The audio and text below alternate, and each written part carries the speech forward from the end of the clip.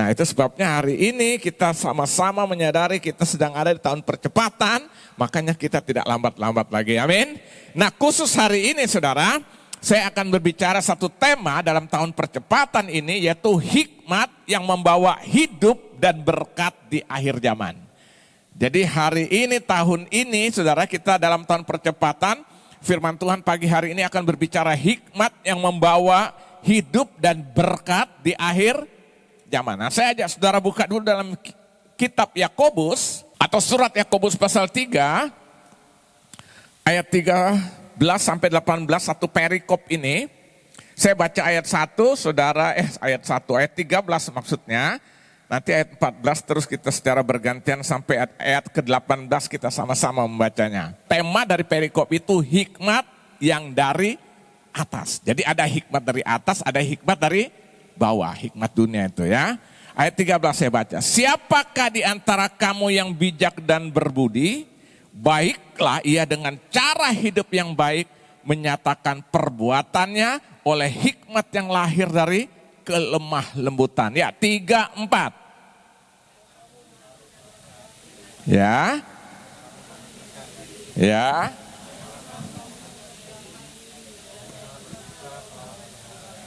Ayat 15. Itu bukanlah hikmat yang datang dari atas, tetapi dari dunia, dari nafsu manusia dan setan-setan.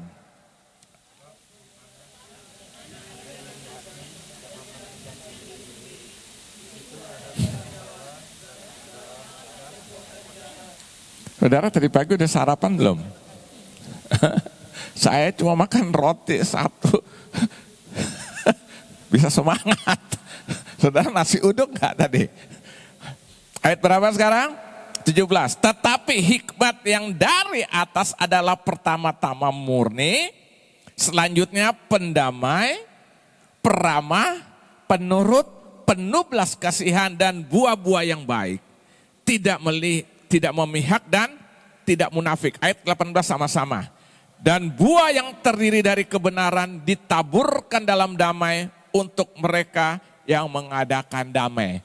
Nah saudara, hari ini saya akan sampaikan firman Tuhan dengan satu judul tema di tahun percepatan ini, hikmat yang membawa hidup dan berkat di akhir zaman. Saya percaya di akhir zaman ini orang-orang yang sungguh-sungguh hidup dalam Tuhan itu akan dibedakan.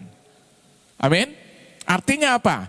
Perbedaan itulah yang memberikan satu arti pengertian bahwa kita sedang hidup di bawah apa? Pemeliharaan Tuhan, dan kita sedang hidup di bawah berkat Tuhan. Jadi saudara tahu yang sedang terjadi akhir-akhir ini sebenarnya Tuhan sedang mengadakan pembedaan itu. Makanya dalam Yakobus dikatakan Tuhan menggoncangkan sekali lagi dunia dan langit supaya yang apa? Yang tidak tergoncang tinggal tetap. Siapa itu? Itulah kerajaan Allah dan kita yang sudah menikmati kerajaan Allah. Artinya apa saudara? Kita hidup di dalam berkat dan janji-janji Tuhan di akhir zaman ini. Amin. Nah tapi ternyata saya pelajari dalam Alkitab, ternyata untuk menikmati semua janji Tuhan tidak butuh hanya iman. Iman penting gak? Harus. Kita percaya Yesus maka kita menerima keselamatan. Artinya keselamatan kita terima melalui iman. Amin. Ibrani 11 ayat 6 berkata tanpa iman tidak seorang berkenan di hadapan Allah. Jadi kita bisa berkenan karena iman.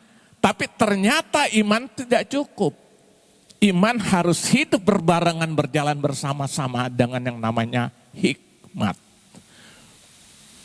Seringkali orang berpikir asal saya udah beriman berarti tantangan masalah apapun aku bisa hadapi. Belum tentu saudara, iman itu hanya berikan satu percaya, keyakinan. Tapi hikmat itu melakukan apa yang Tuhan mau. Sehingga kita melangkah dengan pengetahuan, pemahaman yang datang daripada Tuhan. Itu yang disebut dengan hikmat. Ya saudara ya. Jadi hidup kekristenan itu bukan hanya butuh iman saja, tapi juga butuh hikmat. Jadi iman jangan dipisahkan dari hikmat, itu harus berbarengan. Seringkali orang tidak menikmati janji Tuhan, orang mengalami kegagalan dan hidup itu bukan karena gak beriman, tapi karena dia berjalan tidak dalam hikmat Tuhan. Jadi hikmat setiap hari kita perlu. Coba saudara buka sebagai ayat pendahuluan dari pendahuluan kita, buka dalam Pengkhotbah pasal 10. Kalau kita berbicara pengkhotbah, siapa menulis kitab pengkhotbah ini? Siapa? Salomo. Dia orang yang penuh hikmat Tuhan. Maka dia katakan dalam pengkhotbah 10 ayat 10, coba lihat ya. Jadi besi menjadi tumpul dan tidak diasah, maka orang harus memperbesar tenaga. Tetapi yang terpenting untuk berhasil adalah apa? Hikmat. Jadi hikmat jelas itu membuat kita menikmati janji Tuhan sebagai orang beriman. Seluruh berkat Tuhan akan Tuhan curahkan. Itu kita terima melalui iman kita dan kita berjalan melakukan semua dengan hikmat yang Tuhan berikan bagi kita. Makanya pengkhotbah jelas tampilkan lagi sekali lagi. Jika besi menjadi tumpul dan tidak diasah, maka orang harus memperbesar tenaga. Tetapi yang terpenting untuk apa? Berhasil adalah apa? Hikmat. Jadi saudara bisa lihat di sini perbedaannya saudara ya. Bahwa ternyata hikmat itu penting kita miliki. Selain kita memiliki iman itu. Supaya iman itu kita berjalan tapi dalam hikmat Tuhan. Kalau enggak ngawur semua saudara.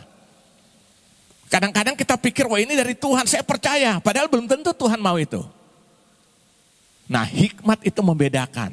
Benar Tuhan mau atau karena aku mau. Saya sudah pernah jelaskan kan visi dengan ambisi itu berbeda. Ambisi itu datang dari diri kita sendiri. Dengan angan-angan yang mau, lalu kita mulai perintahkan, ayo percaya, ayo beriman. Padahal Tuhan tidak nyuruh itu. Itu ambisi pribadi. Artinya ambisi datang dari diri kita, lalu kita memakai nama Tuhan, seakan-akan kita paksa Tuhan untuk menyetujui apa yang kita mau. Itu ambisi, tetapi yang namanya visi itu datang dari Tuhan. Kadang-kadang kita tidak mau, kita tidak suka. Tetapi kita paksakan diri kita untuk melakukan itu. Waktu kita lakukan itu, kita melihat kemuliaan Tuhan dinyatakan. Mau contoh, bangsa Israel keluar dari Mesir, siapa yang suruh bawa keluar bangsa Israel dari Mesir untuk tanah Kanaan? Saya mau tanya, siapa yang suruh? Allah. Musa mau enggak? Enggak mau. Dia sampai bilang, jangan suruh gua lah. Kan biasa kita kalau suruh pelayanan juga gitu kan, jangan gua, jangan gua jangan.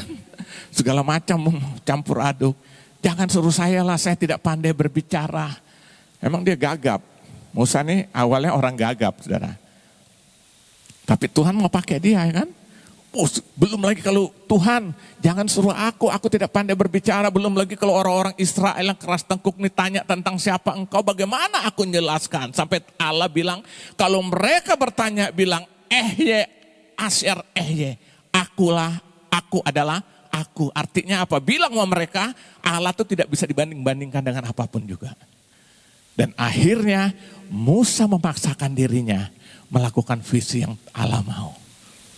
Beda ya, visi belum tentu kita mau kalau dari Allah. Ambisi kita paksa Tuhan, tapi kalau visi dari Tuhan kita paksakan diri kita untuk melakukan. Amin. Dan akhirnya pasti kita akan melihat apa? Keberhasilan yang Tuhan siapkan. Nah saya mau katakan gini saudara, jadi orang pintar pun belum tentu bisa menyelesaikan masalah. Setuju enggak? Orang pintar belum tentu bisa menyelesaikan masalah. Kenapa? Karena kepintaran itu bisa dipelajari. Orang bisa menjadi pintar karena dia belajar, karena dia sekolah. Makanya sekolah orang semakin tinggi, saudara lihat, pemahaman pengertiannya semakin baik. Kenapa? Karena itu bisa dipelajari. Dapat di bangku sekolah, dapat di tempat-tempat pendidikan, tetapi hikmat hanya datang dari Tuhan. Makanya Alkitab bilang Tuhan akan pakai orang yang berhikmat dari Tuhan. Orang bodoh Tuhan pilih yang untuk mempermalukan orang berhikmat daripada dunia ini. Karena apa? Kepintaran itu datang dari dunia, kepintaran dapat kita pelajari, tetapi hikmat datang dari Tuhan. Makanya saudara, banyak orang-orang pintar tapi enggak berhikmat. Ada orang sederhana, mungkin pendidikan tidak tinggi-tinggi banget, tapi hikmat Tuhan bekerja menjadi dahsyat dalam hidupannya. Amin. Nah sekarang kita akan pelajari satu persatu apa yang kita jumpai saudara di pembacaan firman Tuhan hari ini. Kalau gitu apa yang kita pelajari, apa yang kita akan pelajari atau kita jumpai dari bacaan firman Tuhan hari ini, yaitu Yakobus 3 ayat 13 sampai 18. Yang kita pelajari, yang kita dapatkan yang pertama, hikmat itu berhubungan dengan kelemah lembutan. Nanti saya jelaskan. Jadi yang pertama namanya hikmat itu pasti berhubungan dengan namanya kelemah lembutan. Jadi orang yang lemah lembut itu sebenarnya orang berhikmat. Nah saudara lihat dulu ayat 13-nya. Siapakah di antara kamu yang bijak dan berbudi? Baiklah ia dengan cara hidup yang baik menyatakan apa? Perbuatannya oleh hikmat yang lahir dari kelemah lembutan. Jadi saudara, hikmat itu berhubungan erat dengan kelemah lembutan. Berhubungan erat. Pertanyaannya kenapa? Karena kelemah lembutan itu menjadikan seseorang senantiasa merendahkan diri, ya kan? Dia selalu menjadi orang yang merendahkan diri di hadapan Tuhan, atau menjadi senantiasa orang yang selalu mengandalkan Tuhan, atau menjadikan seseorang itu memohon petunjuk kepada Tuhan. Itu orang yang lemah lembut pasti itu. Saudara lihat. Nah ini yang membuat apa yang saya katakan hikmat itu sangat berhubungan dengan kelemah lembutan. Nah di dalam bahasa aslinya arti kata lemah lembut dipakai kata praus. Praus itu biasa diberikan kepada binatang saudara. Istilah praus itu diberikan kepada binatang atau dipakai untuk binatang saudara. Nah yang pertama pengertiannya begini saudara. Binatang itu dilatih. Untuk apa dilatih? Untuk menurut seluruh perintah Tuhan yang melatih. Setuju? Saudara lihat ada orang-orang bawa anjing sekarang di tempat pendidikan anjing. Ngapain dia? Dia latih supaya anjing itu hanya turut perintahnya. Perintah orang lain gak mau. Makanya anjing-anjing pelacak tuh saudara lihat. Di airport saudara lihat, apalagi kalau airport luar negeri kadang-kadang anjing pelacak. Bayangan dia bisa tahu yang namanya kalau ada narkoba, sabu-sabu di dalam tas yang terkunci dia bisa cium. Dia untuk itu anjing itu dilatih sampai sedemikian dan akhirnya anjing itu bekerja menurut perintah siapa? Perintah daripada tuannya. Jadi kata praus itu tuh seringkali diberikan kepada binatang. Artinya apa? Yang pertama binatang itu dilatih untuk apa? Menurut seluruh perintah tuannya. Tanpa perintah Tuhan dia tidak akan melakukan. Jadi saudara lihat di sini saudara, arti kata lemah lembut itu pengertian pertama itu praus itu gambaran seperti seekor binatang yang dilatih untuk menuruti seluruh perintahnya. Contoh anjing. Nah pengertian yang kedua dari kata praus menjadi prautes. Itu berbicara apa? Kerendahan hati yang tulus, menghilangkan segala kebanggaan diri. Jadi orang yang benar-benar memiliki hikmat, saudara tahu, dia akan hidup dalam kerendahan hati yang tulus dan akhirnya segala kebanggaan diri itu hilang. Semuanya hanya untuk kemuliaan bagi nama Tuhan. Amin. Nah coba saudara lihat Mazmur 105 ayat yang ketiga. Bermegahlah di dalam namanya yang kudus. Biarlah bersuka hati orang-orang yang mencari. Lihat katakan sini di dalam namanya. Jadi saudara pengertian yang kedua daripada kata praus yang pertama itu menggambarkan seperti binatang yang sedang dilatih. Lalu apa supaya akhirnya binatang dilatih itu hanya menurut perintah Tuhan. Ya kan? Nah yang kedua itu artinya kerendahan hati yang tulus yang akhirnya menghilangkan segala kemegahan diri. Nah makanya tadi pemazmur bilang kan, bermegahlah di dalam namanya. Paulus bilang kalau aku ingin bermegah, aku hanya bermegah di dalam Kristus Yesus. Maka dia berdoa minta supaya duri dalam daging diangkat. Apa jawab Tuhan? Sudah cukup kasih karuniaku bagimu, dalam kelemahan kuasaku jadi sempurna. Lalu Paulus bilang akhirnya aku mau bermegah, aku hanya bermegah di dalam Kristus. Artinya tidak lagi ada harga dirinya yang dia tinggikan. Semuanya hanya untuk Tuhan. Nah yang dimaksud dengan hikmat itu akan menuntun sampai hidup kita seperti ini. Hikmat Tuhan membuat kita hidup seperti hal ini saudara. Di mana kita akan hidup di dalam kelemah lembutan. Amsal 11 ayat 2 berkata, hikmat ada pada orang yang rendah hati. Hanya orang-orang yang rendah hati, dia akan mengalami yang namanya hikmat Tuhan turun atas hidupnya. Nah, Yesus pernah berkata dalam Matius 5 ayat 5, berbahagialah orang yang lemah lembut. Kenapa? Lemah lembut itu berhubungan dengan hikmat Tuhan. Jadi waktu seseorang dipenuhi hikmat Tuhan, pasti dia akan menjadi orang yang lemah lembut, bukan lemah gumulai. Lemah gumulai itu tulang lunak ya. Biasa jalan gagah nih, jalan agak sedikit, agak jinjit sedikit kan goyang, itu tulang lunak itu. Itu lemah gumulai, ya kan? Lemah lembut itu beda dengan lemah gumulai, saudara ya. Maka Yesus juga bilang, di luar aku kamu tidak bisa berbuat apa-apa. Jadi saudara, orang yang hidupnya benar-benar dalam hikmat Tuhan, yang pertama dia akan mengalaminya yang namanya kelemah lembutan. Semua menjadi pengandalan dalam hidupnya hanya satu-satunya Tuhan. Dan yang kedua, dia akan menjadikan semuanya kemegahan diri itu hilang, yang menjadi kemegahan hanya Yesus yang hidup dalam kehidupannya. Amin. Makanya saya selalu berkali-kali bilang, kita ada dalam Tuhan, kita ada seperti saat ini. Ini bukan bercerita tentang saya, bukan bercerita tentang saudara, bukan bercerita tentang siapapun manusia. Satu-satunya semua yang kita lakukan hari ini hanya tentang Yesus. Kekristen yang benar hanya berbicara tentang Yesus. Amin. Ini yang namanya kelemah lembutan. Jadi kemuliaan hanya untuk siapa? Hanya untuk Tuhan.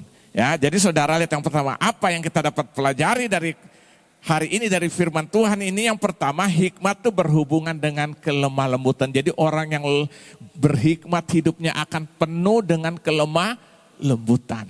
Ya, ini yang pertama. Yang kedua, apa yang kita dapat pelajari dari Yakobus pasal 3 ini? Yang kedua saudara, hikmat itu bertentangan dengan iri hati. Nah, jadi orang yang iri hati itu pasti tidak berhikmat. Coba saudara perhatikan di ayat 14 dan ayat yang ke-16. Ayat 14 sampai ayat 16 perhatikan. Jika kamu menaruh perasaan iri hati, ya, dan kamu mementingkan diri sendiri. Orang iri hati itu cenderung mementingkan diri sendiri. Perhatikan. Janganlah kamu memegahkan diri dan janganlah apa? Berdusta melawan kebenaran. Ayat 16.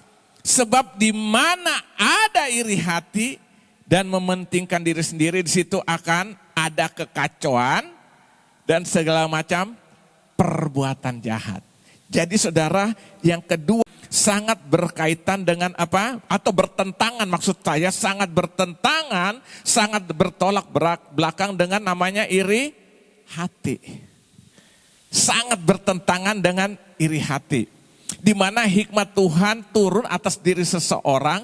Jadi seseorang waktu dia mengalami hikmat Tuhan, maka dia akan mengontrol dirinya sampai dia hidup dalam apa yang namanya kerendahan hati. Di mana hikmat Tuhan turun atas diri seseorang, maka orang tersebut pasti tidak hidup dalam iri hati. Jadi saudara lihat, orang-orang yang tidak hidup dalam iri hati itu orang-orang berhikmat. Jadi hikmat Tuhan akan turun kepada orang-orang yang hatinya apa? Bersih.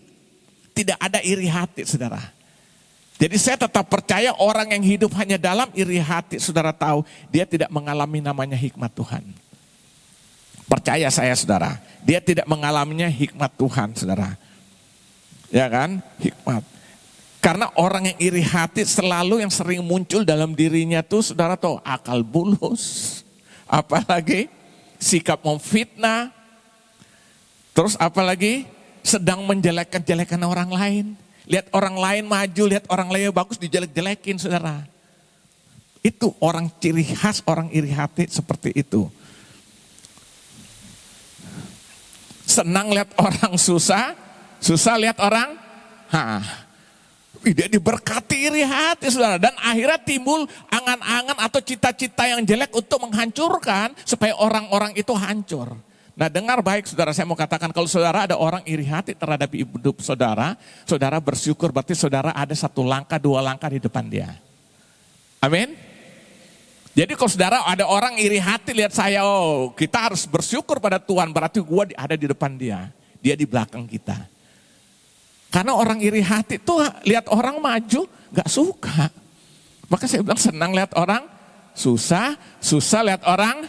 Nah itu ciri-ciri apa? Orang iri hati, saudara ya. Jadi kita harus hidup di dalam apa?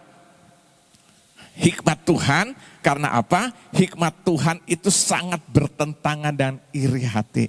Jadi saya mau katakan hari ini saudara, kalau ada orang yang iri hati dalam hidup saudara, saudara bersyukur. Tapi saudara jangan ikut iri hati. Iri hati itu kan tidak bisa lihat orang lebih baik. Orang lebih baik dia mulai cerita segala macam. Ya kan? Sedikit agak perutnya mulai naik.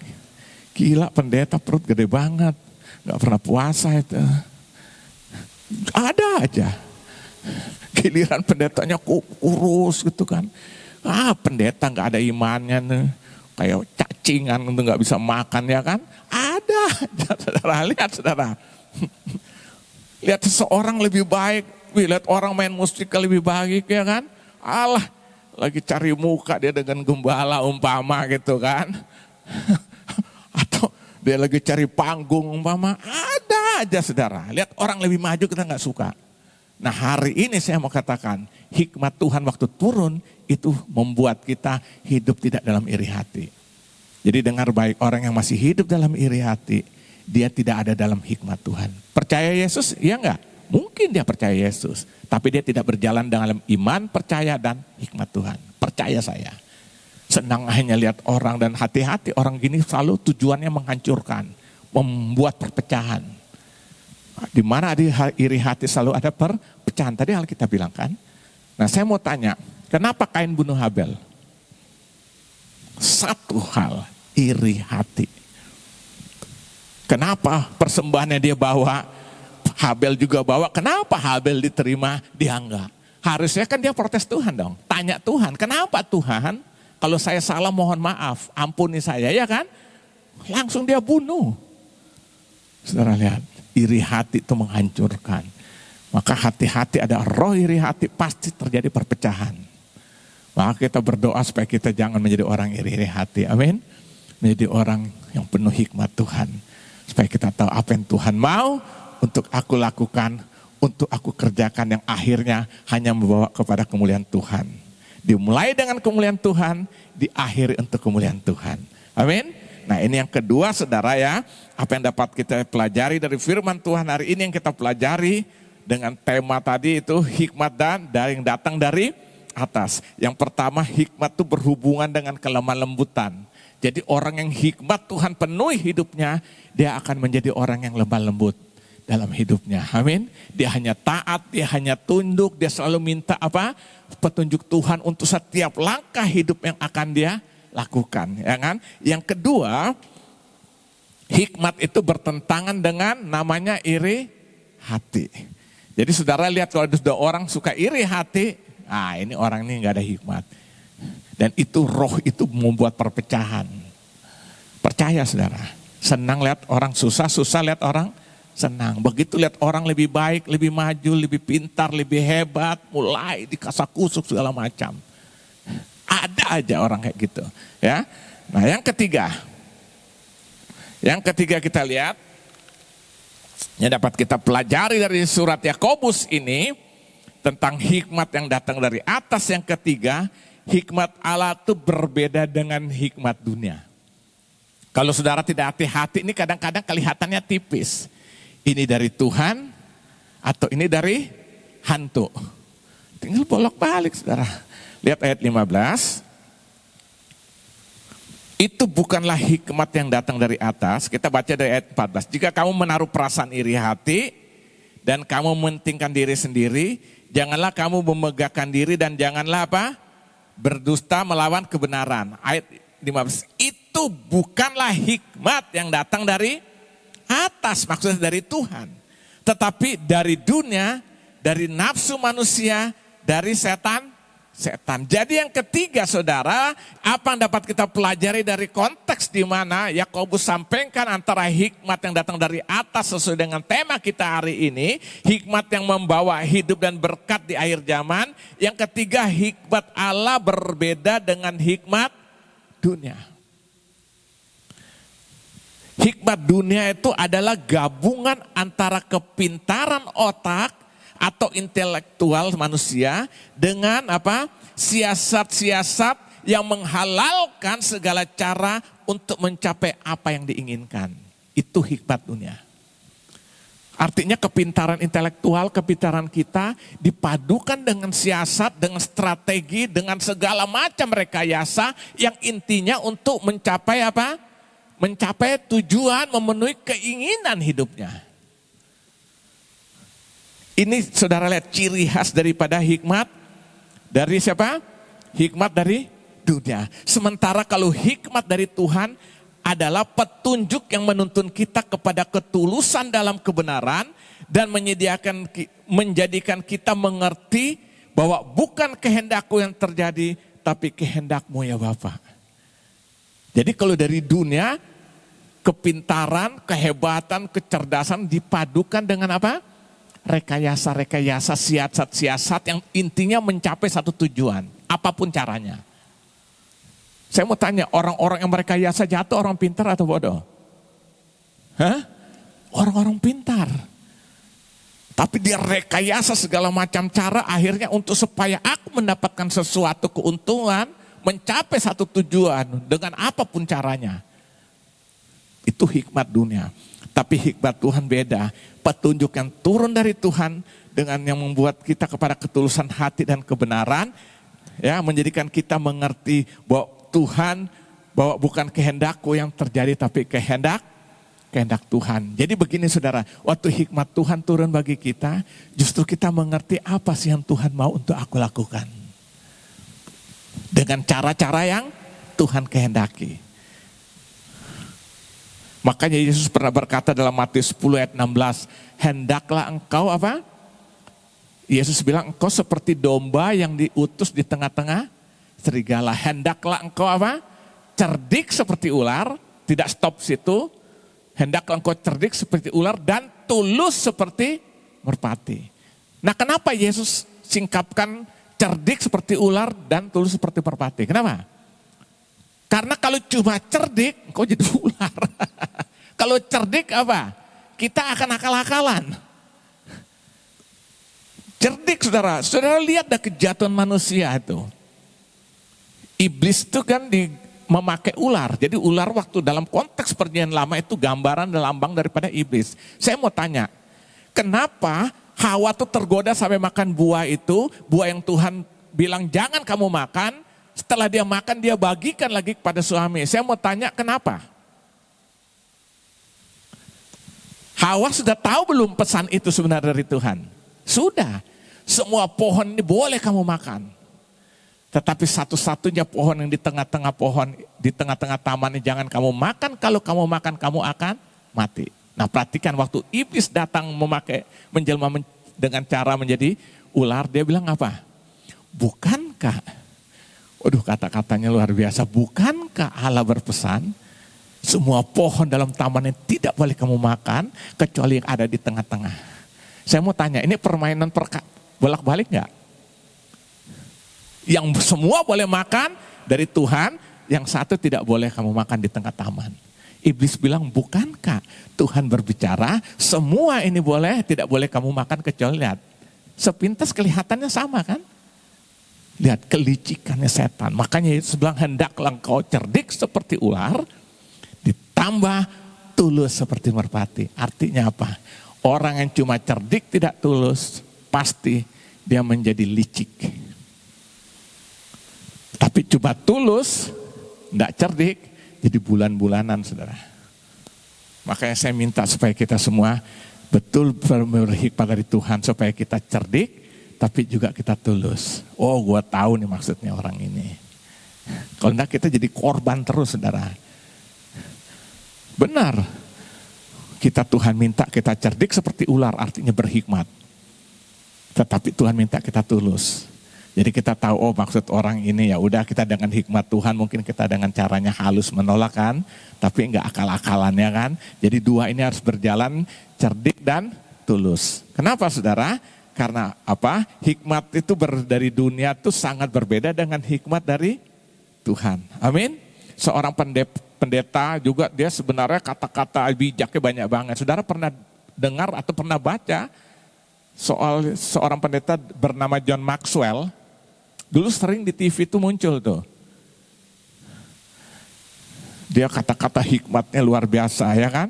Nah dia pernah berkata gini, saat seseorang dikuasai hikmat dunia, maka dia ingin menguasai dunia. Tetapi saat seseorang dipenuhi oleh hikmat Allah, maka dia ingin menguasai diri. Wow, saya waktu baca itu luar biasa saudara ya. Hikmat dunia waktu turun pada seseorang, dia ingin menguasai apa? Dunia. Saudara lihat perang dunia kedua itu loh. Siapa? Yang Hitler. Dia ingin menguasai dunia, akhirnya dia bantai semua orang-orang ya kan. Orang Yahudi 6 juta orang ya. Dimasukin kamar gas, dibantai. Karena apa? Dia ingin menguasai dunia. Nah ini hikmat, tapi hikmat apa? Hikmat dunia. Tetapi waktu seseorang dipenuhi hikmat Allah, hikmat Tuhan, dia bukan ingin menguasai dunia, ingin menguasai diri. Beda banget saudara. Sehingga setiap apapun yang dia hadapi, dia koreksi diri. Tuhan, kok orang itu misalnya contoh, kok orang itu lihat saya buang muka ya kan. Dia enggak rancangan gue mau balas, orang enggak. Ya mungkin ada sesuatu yang salah daripadaku. Tuhan kalau memang ada ampuni aku. Tapi kalau enggak paling tidak aku bisa belajar dari dia. Supaya aku tidak seperti dia. Itu hikmat Tuhan. Amin. Jadi saudara lihat, John Maxwell bilang saat seseorang dipenuhi hikmat dunia, dia ingin menguasai dunia. Tapi saat seseorang dipenuhi hikmat Allah, dia berusaha ingin menguasai apa? Diri. Jadi berbeda ya.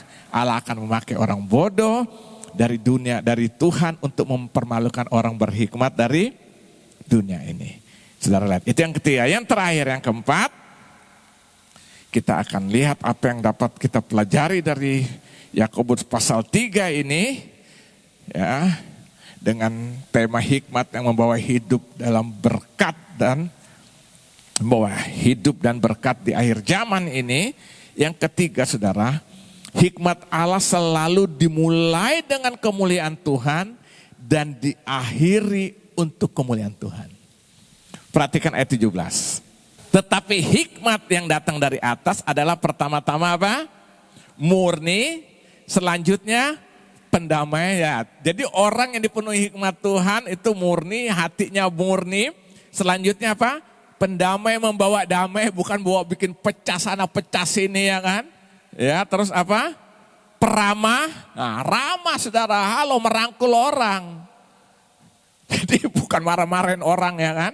Merangkul. Terus penurut, penundukan diri. Penurut itu berbicara penundukan diri. Hikmat orang dipenuhi oleh hikmat Tuhan, ada penundukan diri dalam hidupnya. Ya, terus penuh belas kasihan. Penuh belas kasihan, selalu sikap belas kasihan, ingin membagi, ingin menolong orang apa yang bisa dia lakukan. Terus dan buah-buah yang baik, tidak memihak dan tidak munafik. Nah, saya simpulkan dalam satu pengertian hikmat, Allah itu selalu dimulai dengan kemuliaan Tuhan dan diakhiri untuk kemuliaan Tuhan. Jadi waktu saudara lihat di sini ayat 17, di sini katakan tetapi hikmat dari atas adalah pertama-tama murni, yang kedua selanjutnya pendamai. Ini dari Tuhan bukan? Pendamai dari Tuhan? Ya jelas. Makanya Yesus lahir disebut Raja Damai. Dalam Injil Matius dia berkata pasal kelima salah satu ayat itu, berbahagialah orang membawa damai. Itu hikmat. Peramah, ramah, penurut. Ramah itu bertentangan dengan apa ya? Ya tidak ramah. Terus penurut, penuh belas kasihan dan buah-buah yang baik, tidak memihak dan tidak munafik. Saudara lihat, jadi saudara hikmat Allah selalu dimulai dan ini semua membawa kemuliaan Tuhan bukan? Kalau kita hidup seperti ini. Jadi hikmat Allah selalu dimulai dengan kemuliaannya, kemuliaan Tuhan, dan akhirnya diakhiri untuk kemuliaan Tuhan. Saudara mengerti ya? Makanya Paulus bilang dalam Filipi 4 ayat 8, semua yang apa? Semua yang benar, semua yang mulia, semua yang suci, semua yang bla bla gitu, pikirkanlah semuanya itu. Pikirkan supaya apa? Kita hidup, akhirnya hidup kita dengan apa yang kita pikirkan itu semua yang sesuai dengan apa yang datang dari Tuhan. Dan akhirnya ini mempermuliakan nama Tuhan melalui kehidupan kita. Amin. Nah jadi saudara lihat, yang keempat, hikmat Allah selalu dimulai dengan kemuliaan Tuhan, perhatikan ini, dan diakhiri untuk kemuliaan Tuhan. Jadi bukan dimulai dengan kemuliaan Tuhan, diakhiri untuk kemuliaan saya. Bukan. Semua hanya untuk kemuliaan Tuhan. Saya selalu berkata, Tuhan menjanji berkati enggak hidup kita? Saya mau tanya sekarang, waktu dia berkati, untuk apa berkat itu? Supaya diri kita dihargai. Supaya gengsi kita naik. Bukan. Semua supaya Tuhan dipermuliakan melalui hidupku. Saya selalu bilang orang Kristen tidak salah diberkati Tuhan. Tapi dengan berkat yang Tuhan beri, ini contoh kalau berkat, itu hanya untuk satu. Dimulai dengan kemuliaan Tuhan, artinya cara-cara mendapatkannya harus dalam kemuliaan Tuhan. Dan waktu kita mendapatkan semuanya itu hanya untuk kemuliaan Tuhan. Akhirnya apa? Kita pakai supaya Tuhan dimuliakan lewat menolong orang, melakukan pekerjaan-pekerjaan Tuhan. Kita tolong siapa saja. Dan saya percaya waktu kita lakukan itu, kita bukan lagi menjadi orang percaya, kita bukan lagi menjadi orang dipercaya Tuhan, tapi kita sudah menjadi orang kepercayaan Tuhan. Kalau sudah sampai tingkat kepercayaan Tuhan, semakin saudara alirkan berkat itu. Berkat itu bukan hanya materi loh. Kita menolong, mendoakan orang, kepedulian pada orang. Semakin kita lakukan itu pintu berkat itu. Kalau saya bayangkan tuh kayak pipa air itu kerannya dibuka full supaya mengalir terus. Kenapa? Tuhan tahu ini hanya untuk kemuliaan namanya kok. Percaya saya. Jadi bukan untuk supaya nilai kita gengsi, sudahlah tinggalkanlah. Paulus bilang hidupku bukannya aku lagi tapi Kristus yang hidup dalam aku. Hidup hanya bagi Kristus, mati adalah keuntungan. Artinya apa? Dia hidup hanya untuk melihat Tuhan. Kalau mati bukan kerugian, justru dia tahu dia kemana dia akan pergi berjumpa muka dengan muka. Amin. Nah kalau kita sampai pada titik seperti ini saudara lihat, hikmat Tuhan akan memenuhi kehidupan kita. Dimulai untuk kemuliaan Tuhan, diakhiri untuk kemuliaan Tuhan. Makanya saudara lihat Ayub. Diberkati Tuhan luar biasa. Begitu hartanya habis, anaknya mati, dia kena borok, maki-maki Tuhan enggak? Begitu dia dengar kabar, dia bilang terpujilah nama Tuhan. Aku datang telanjang, aku pun pulang telanjang. Tuhan yang memberi, Tuhan yang mengambil, terpujilah nama Tuhan. Dan saya mau tanya, akhir dari perjalanan hidup Yakub apa? Ayub hancur atau diberkati? 2 kali. Jadi kalau tadinya dia punya ternak 20.000 menjadi 40.000. Maka dia bilang kalau engkau uji aku akan keluar seperti emas yang murni. Kita sudah bahas di hari-hari Jumat tentang kemurnian itu. Nah saudara hari ini saudara minta kita supaya penuh dengan hikmat Tuhan. Beriman harus. Iman harus berbarengan menjadi satu kesatuan dengan hikmat Tuhan. Baru kita benar-benar melihat apa yang aku percaya. Aku menikmati janjinya kepada Tuhan yang aku percaya. Kok tidak saudara akan frustrasi percaya dah. Kok ikut Tuhan begini. Melarat, menderita padahal Tuhan janji. Ketoklah maka pintu dibukakan. Carilah kau mendapatkan ya kan. Kok aku gak alami seperti ini. Memang kadang-kadang Tuhan proses, jangan hilangkan proses tetap berjalan. Tapi seringkali banyak orang mengalami frustrasi dalam imannya loh. Berdoa seakan-akan Tuhan tidak menjawab. Tapi waktu kita berhikmat, Tuhan akan menyatakan kemuliaannya di dalam kehidupan kita. Amin. Nah ayat yang terakhir buka Yakobus 1 ayat 5. Yakobus pasal yang pertama ayat yang kelima. Ayat yang kelima. Tetapi apabila di antara kamu ada yang kekurangan hikmat, hendaklah ia memintanya kepada Allah yang memberikannya kepada semua orang dengan murah hati dan tidak membangkit-bangkit, maka hal itu akan diberikan kepada. Jadi hari ini kalau saudara kekurangan hikmat, minta Tuhan penuhi aku dengan hikmat Tuhan. Mungkin saudara sedang menghadapi sesuatu masalah, persoalan hidup, tantangan hidup. Saya sebenarnya lebih senang memakai tantangan, saudara. Persoalan tuh kesannya pasif, ya kan? Negatif gitu loh. Persoalannya. Tapi kalau tantangan itu kan, wah ini tantangan gua harus hadapi, ya kan? Nah, Yakobus bilang kalau engkau kekurangan hikmat, minta hikmat kepada Allah, dia akan memberikannya dengan tidak membangkit-bangkitkannya. Hari ini saudara, kita perlu hidup di dalam hikmat Tuhan, berjalan bersama iman. Waktu itu berjalan bersama, kita menikmati seluruh janji berkat Tuhan dalam kehidupan kita. Amin. Nah, jangan saudara berpikir berarti nanti gue jadi konglomerat dong kalau gue kaya. Bukan begitu maksudnya, ya kan? Paling tidak janji pemeliharaan Tuhan, standar minimal kita akan menikmati. Saudara, saya pernah kan kirim video yang gak apa-apa saya ingatkan lagi, yang tentang kesaksian seorang misionaris 45 tahun di Papua, daerah Merauke sana dia kan, masuk di pedalaman yang belum ada orang masuk saat itu tahun 70-an, 77, sampai hari ini masih ada di sana. Saya sempat berpikir bagaimana dia hidup, bagaimana anaknya sekolah. Tapi ternyata saudara dengar kesaksiannya, anaknya semua sekolah baik, hebat, sarjana. Padahal ada di sana. Tiap hari dia tetap makan, minum, terpelihara oleh Tuhan. Bagaimana caranya? Tanya Tuhan lah. Jangan tanya saya. Tapi situ satu jaminan, saya lihat, wow, saya diberkati Tuhan waktu dengar kesaksiannya dia. Percaya saudara. Belum tentu yang banyak tuh orang bisa nikmati. Tapi yang diberkati Tuhan namanya tercukupi. Yang kedua ternikmati. Saya mau tanya, janda Sarfat itu banyak enggak? Hah? Banyak enggak minyak dan tepungnya? Alkitab bilang tinggal segenggam dalam tempayan dan sebuli-buli kecil di dalam apa? Di dalam buli-buli minyak itu. Tapi waktu Nabi Elia bilang tolong bikinkan dulu roti untuk aku. Nabi Elia itu berarti berbicara mewakili Allah. Dia taat, dia turut dengan hikmat Tuhan itu. Dia lakukan untuk Elia. Dan apa yang terjadi? Setelah dia beri roti kepada Elia, Alkitab katakan minyak di buli-buli tidak pernah berkurang, tepung dalam tempayan segenggam tidak pernah habis. Dia tidak berubah menjadi berkarung-karung, minyak tidak berubah bertangki-tangki, tetap segitu, tapi selalu ada. Sehingga janda itu dapat menikmati apa? Berkat Tuhan setiap hari. Ini yang namanya berkat Tuhan itu mencukupi dan menikmati. Amin. Nah saudara harus punya konsep seperti itu saudara.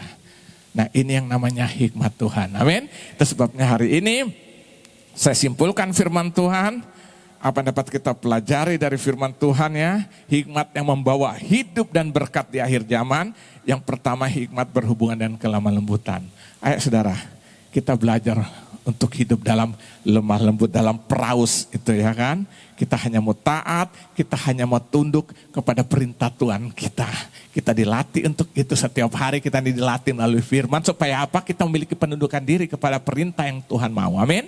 Yang kedua, hikmat bertentangan dengan iri hati. Jauhkan kalau ada rasa iri hati. Siang ini, buang itu bukan dari Tuhan. Itu akan buat kekacauan, buat perpecahan. Karena orang iri hati pasti gosipnya paling besar. Percaya, jadi hati-hati kalau sudah mulai gosip sana sini, itu biasanya iri hati. Ya kan? Yang ketiga, hikmat Allah berbeda dengan hikmat dunia. Tujuan hikmat dunia itu dirancangkan, saudara lihat. Hanya untuk apa? Kepentingan diri sendiri ya kan? Keinginan, sementara waktu hikmat Tuhan turun justru kita menyadari aku akan menguasai diri hidupku. Amin. Yang terakhir, hikmat Allah selalu dimulai dengan kemuliaan Tuhan. Dan diakhiri untuk kemuliaan Tuhan. Amin. Jadi kalau kita diberkati Tuhan, kita mengucap syukur semuanya untuk kemuliaan Tuhan. Bukan menaikkan gengsiku, bukan supaya orang menghargai aku karena semuanya itu. Tapi orang menghargai aku karena hikmat Tuhan memenuhi hidupku. Amin. Dan akhirnya Yakobus bilang, siapa yang kurangan hikmat, minta kepada Allah. Nah ini demikian firman Tuhan pagi hari ini saudara. Jadi kita bukan hanya beriman tapi juga berhikmat. Haleluya. Amin. Tuhan Yesus memberkati.